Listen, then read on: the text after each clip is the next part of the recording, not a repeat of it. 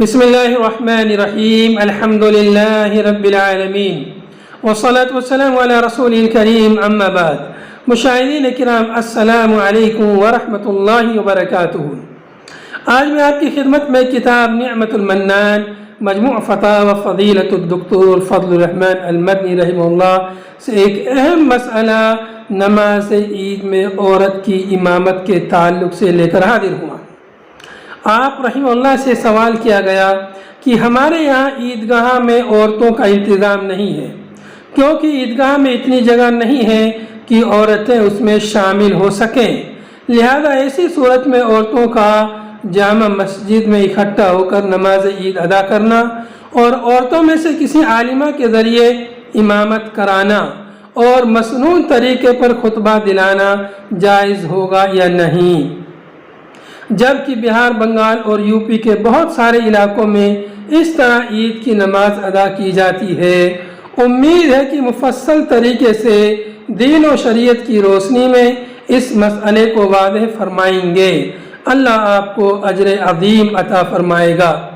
اس سوال کے جواب میں آپ رحمہ اللہ نے فرمایا، حضرت ام ورقہ بنت الحارث رضی اللہ عنہما سے روایت ہے کہ رسول اللہ صلی اللہ علیہ وسلم ان کے گھر ان کی زیارت کے لیے تشریف لایا کرتے تھے اور ان کے لیے آپ نے ایک مؤذن مقرر کر دیا تھا جو ان کے لیے اذان دیتا تھا اور انہیں حکم دیا تھا کہ اپنے اہل خانہ کی امامت کیا کریں۔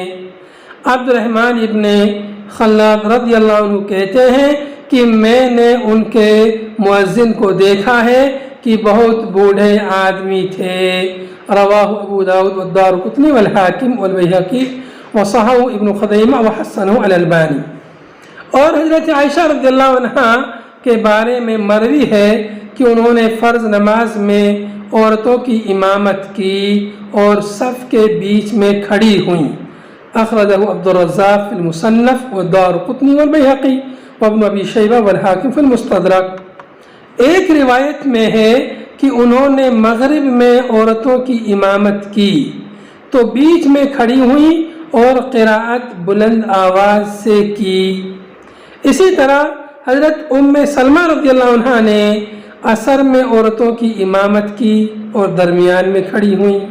ایک روایت میں ہے کہ وہ رمضان میں عورتوں کی امامت کیا کرتی تھیں اور ان کے ساتھ صف کے بیچ میں کھڑی ہوتی تھیں۔ حضرت ابن عباس رضی اللہ عنہما فرماتے ہیں کہ عورتوں کی امامت کرے گی اور ان کے وسط میں کھڑی ہوگی۔ عبدالرزاق صنعانی رحمۃ اللہ علیہ ابن جریج سے روایت کرتے ہیں کہ انہوں نے کہا، عورت فرض اور نفل دونوں میں امامت کرے گی مگر آگے نہیں کھڑی ہوگی۔ میں نے عرض کیا، اگر عورتیں زیادہ ہوں یہاں تک کہ 2 یا 2 سے زیادہ صفیں ہوں؟ انہوں نے کہا پھر بھی وسط میں کھڑی ہوگی۔ اسی طرح مجاہد اور عطا رحمت اللہ علیہما سے بھی مروی ہے اور ابراہیم نخعی، شعبی اور معمر رحمت اللہ علیہ سے مروی ہے کہ عورت رمضان میں عورتوں کی امامت کرے تو کوئی حرج نہیں اور ان کے ساتھ بیچ میں کھڑی ہوگی۔ سفیان ثوری، اوزاعی، شافعی، احمد، اسحاق اور ابو ثور رحمۃ اللہ علیہم بھی عورتوں کے لیے عورتوں کی امامت کو جائز قرار دیتے ہیں، کیونکہ جماعت سے نماز پڑھنا اکیلے پڑھنے سے مستحب ہے۔ ام ورقہ رضی اللہ عنہ کی حدیث اور دیگر آثار صحابہ و اقوال تابعین و ائمہ سے صاف معلوم ہوتا ہے کہ اگر کوئی حافظہ ہو تو وہ دوسری عورتوں کی نماز امامت فرض اور نفل سب میں کر سکتی ہے اور عورتوں کے لیے اس کی اقتداء میں نماز پڑھنا جائز بلکہ مستحب ہوگا۔ بنا بری اگر عیدگاہ میں مردوں کے ساتھ عورتوں کے لیے نماز عید پڑھنے کی گنجائش نہ ہو اور کوئی عالمہ ہو جو صحیح طریقے سے عورتوں کو مسجد میں نماز پڑھا سکتی ہو تو اس کا نظم کرنے میں کوئی حرج نہیں، البتہ اس کا اہتمام کرنا چاہیے کہ امام کی آواز مسجد سے باہر نہ جائے اور اجنبی لوگ نہ سنیں۔